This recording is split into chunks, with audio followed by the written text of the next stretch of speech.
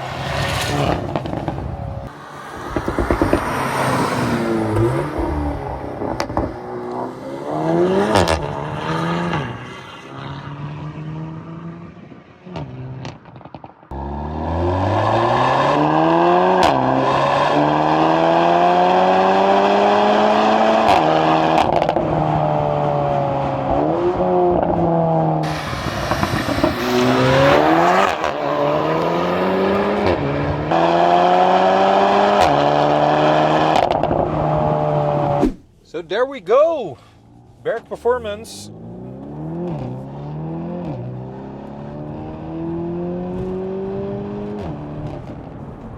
And a Volkswagen. I mean, I have tuned a lot of these vehicles, like tons of them. But I don't know what it is. For the videos, people come just with the BMWs.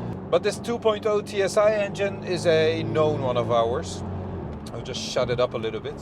What did we do? Well, first let's start with the numbers. 390 horsepower, 525 newton meters of torque, or 528 newton meters of torque. 0 to 100 in around 4 seconds flat, and the 100 to 200, it is in the tens. How much it exactly is, I managed to do a 10.9. Also, I will put a dyno graph in which you can see the lines that we achieved with this stage 1 tuning it is. I mean, yes, the intercooler is upgraded, but it just gives more consistency for the air intake temperatures, and it doesn't give you more horsepower per se while doing one run only. So while doing consistent runs after each other, the air intake temps will stay flat and I think it was around 35 degrees on the dyno, so that's perfectly fine. And we have removed the OPF of this car. So when you're considering, if you're living in the States, for example, and you have a Golf or a T-Roc or whatever car you have with the 2.0 TSI engine without OPFs, it's called a stage 1, and here in Europe we will call this a stage 1.5 because the OPFs have been removed, and because of the intercooler you can give it a plus.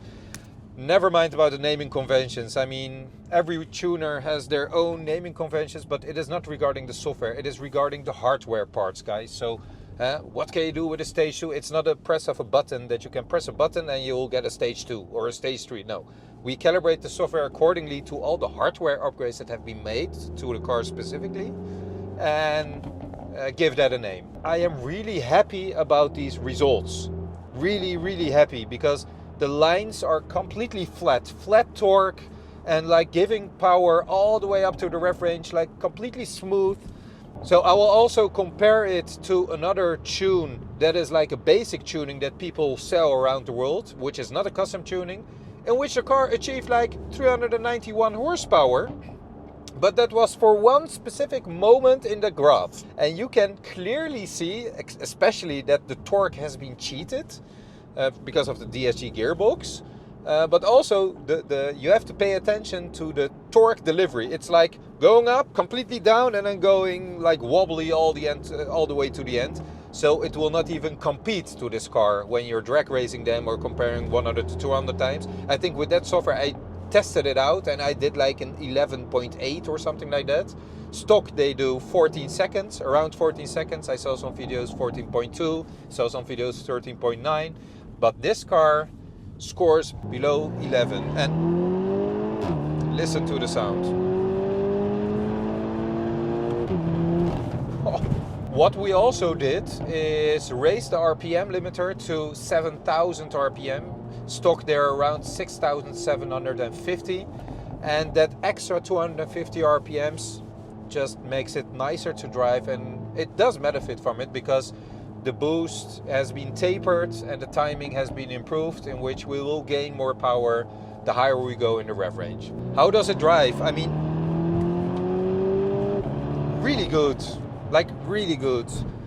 I know BMWs for their flat torque power delivery, a very smooth way of delivering the power, and we have managed to do the same thing for this car as well. Which I'm really proud of. I know these 2.0 TSI engines very well, also the 2.5 TSI engines, and we can do some amazing things for these cars. 7,000! Wow! My cameraman is loving this. So the pops and the burbles, or the pops and bangs, or how you would like to call it. Oh.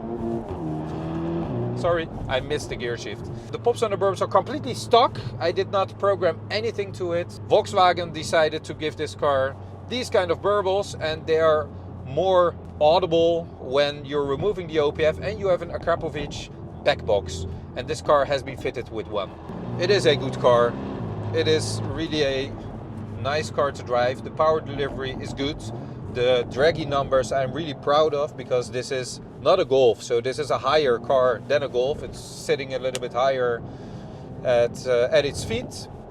You can really feel that when going for really high speeds, because the car is starting to struggle because of the resistance that it gets. But below that, I mean, there's absolutely no difference when, for example, driving like this on back roads compared to a smaller Golf. With regards to the power delivery, of course, the drivability or the handling will be a little bit different. But in essence, they're... Oh. They are good cars. Ah. Hello. Beautiful horses. Beautiful horses. We have a lot of horsepower as well, guys. Cheers. I'll be a little bit careful not to scare them, because they're animals. What I was saying, I'm really happy about the Dragy numbers. I think they're very respectable. And also the calibration. just look at the lines. Don't focus on numbers, look at the lines. Look at how the power is gained throughout the whole rev range and how much time we spent to make a calibration proper. So thank you all very much for watching this video. If you like this video, please like and subscribe to our channel. If you have any other suggestions or some things you want to see maybe, just let me know. Take care and see you in the next one. Bye bye.